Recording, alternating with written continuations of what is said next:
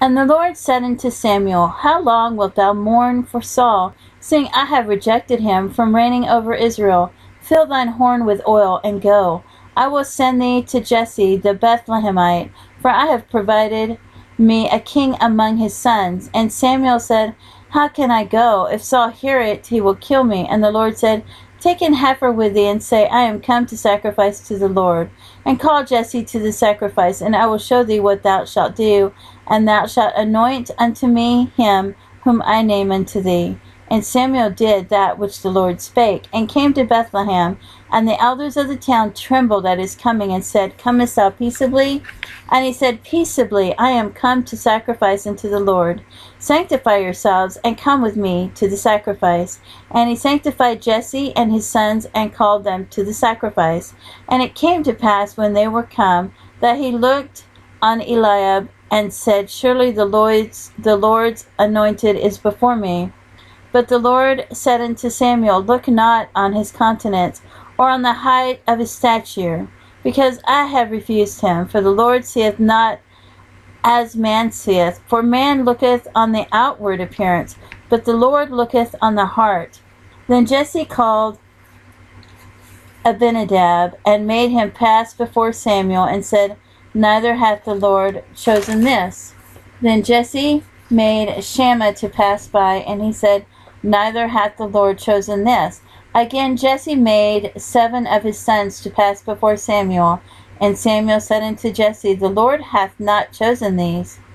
And Samuel said unto Jesse, Are here all thy children? And he said, There remaineth yet the youngest, and behold, he keepeth the sheep. And Samuel said unto Jesse, Send and fetch him, for we will not sit down till he come hither. And he sent and brought him in. Now he was ruddy, and withal of a beautiful countenance, and goodly to look at. And the Lord said, Arise, anoint him, for this is he. Then Samuel took the horn of oil, and anointed him in the midst of his brethren. And the Spirit of the Lord came upon David from that day forward. So Samuel rose up and went to Ramah. But the Spirit of the Lord departed from Saul, and an evil spirit from the Lord troubled him.